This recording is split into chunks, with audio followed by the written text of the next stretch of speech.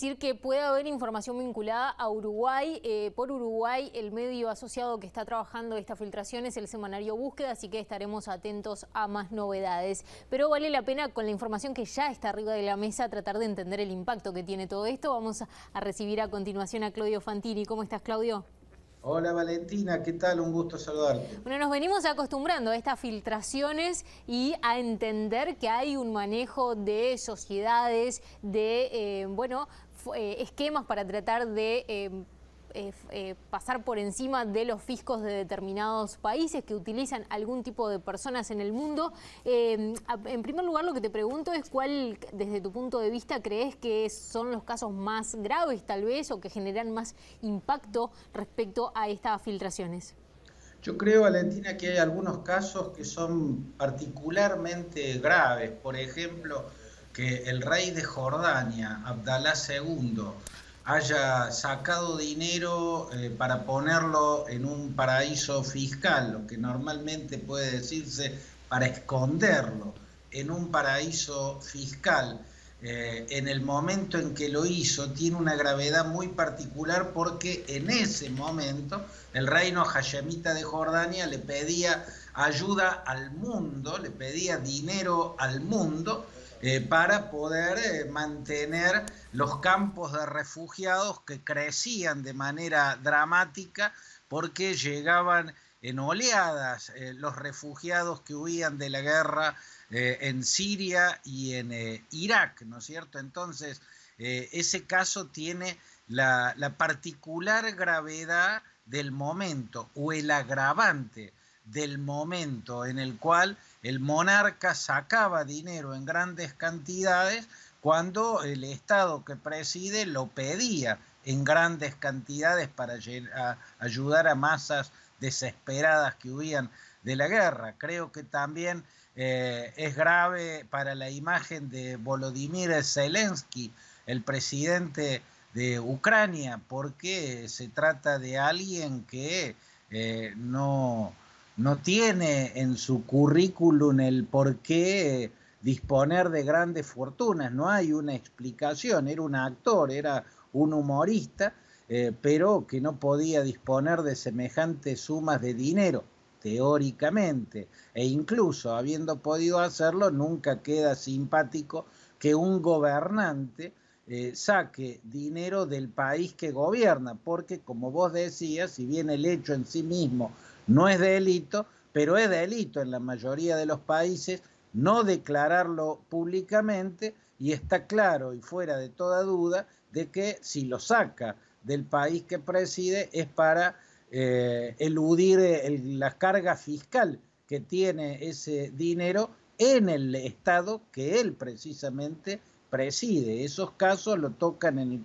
en América Latina al presidente de Chile, Sebastián Piñera, y también al presidente de Ecuador, Guillermo Lasso. Piñera es un empresario, digamos que esto puede ser una práctica habitual en la dimensión del mundo empresarial en el que él está, no obstante, está en la política desde hace mucho tiempo. Habrá que verificar exactamente si ya era presidente en esta ocasión o en la ocasión anterior, cuando hizo esos depósitos en paraísos fiscales, y también el caso de Guillermo Lasso, aunque tiene menos tiempo en el poder y antes se dedicaba a la actividad financiera como bancario. Bueno, y en el caso de Argentina, Valentina, esto impacta muy fuertemente en el escenario político. Por un lado, porque Argentina aparece como el tercer país con más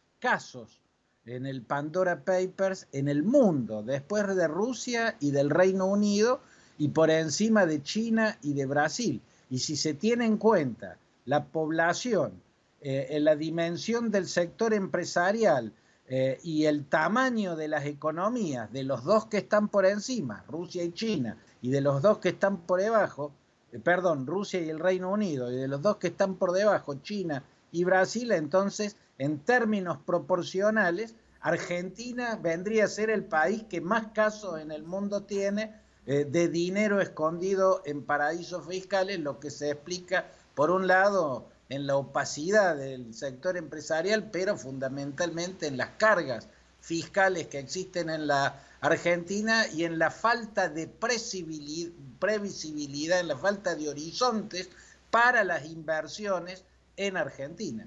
Claro, y todo esto que en realidad el telón de fondo es, bueno, que cuando se trata de líderes políticos hay un tema también de opinión pública con ser y parecer, ¿no? Y si uno va a estar gestionando, por ejemplo, los fiscos, es evidente que genere ruido que de repente sepamos que un presidente o que un líder político utiliza este tipo de mecanismos que en sí mismo, como tú bien decías, no son ilegales, pero bueno, que hay que ver caso a caso. Pero son opacos. Son opacos, exactamente. Y Claudio, en ese sentido, vos recién lo dejabas ahí al pasar, el tema en Argentina del momento político que están viviendo, y ahí aparece familiares de Macri, en un momento en el que están yendo hacia las PASO con el oficialismo absolutamente arrastrado por una muy mala votación.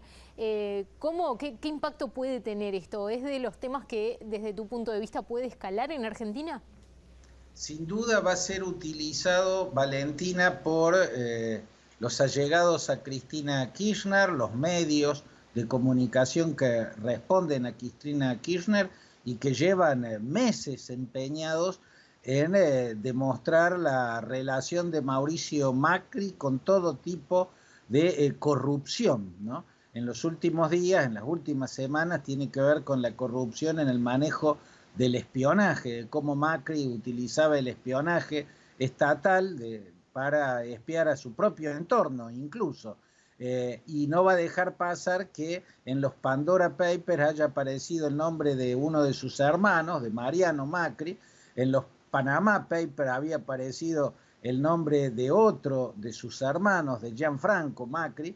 Esto parece verificar, que hay aspectos muy sombríos que son como un rasgo familiar en el campo de las empresas, un rasgo de la familia Macri en el terreno empresarial. Pero también es cierto que Mariano Macri llevaba mucho tiempo distanciado de sus hermanos. Hay que recordar que el periodista Santiago O'Donnell publicó hace un par de años un libro con revelaciones que le hizo Mariano Macri sobre su hermano Mauricio Macri. O sea, aparentemente habría que verificar bien la fecha, pero en el momento en que Mariano Macri, a pocos días de haber asumido Mauricio Macri la presidencia, inscribió esta empresa offshore en un paraíso fiscal, ya estaba totalmente distanciado de Mauricio y de Gianfranco Macri también. Y hay que señalar que el caso también le pega al kirchnerismo porque aparece en el Pandora Papers el nombre de Daniel Muñoz. Daniel Muñoz era el secretario privado de Néstor Kirchner y ya se le había descubierto una fortuna de 70 millones de dólares en propiedades compradas en el estado de Florida. Y quienes conocen a Néstor Kirchner saben que era absolutamente imposible que alguien tan cercano a él pudiese quedarse con semejantes vueltos sin que lo supiera el expresidente. O sea que también pega en el kirchnerismo el Pandora Paper, Valentina. El que esté libre que tire la primera piedra. Gracias, Claudio, por ahora. Un abrazo. Y vamos a repasar ahora otras noticias internacionales que también se destacan en estas últimas horas y vamos a comenzar contándoles que el jurado del Instituto